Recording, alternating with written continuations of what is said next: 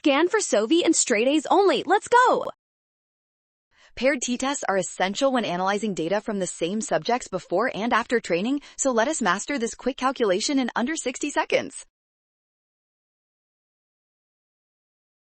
Since we are comparing the same employees before and after training, we use a paired t-test. The test statistic is the mean difference divided by the standard error of differences. Plug in the mean difference of 29.9, the standard deviation of 15.7, and the sample size of 9 into our formula to get the result. Divide 15.7 by 3 to get the standard error, then divide 29.9 by that result to find our final t-statistic of 5.71.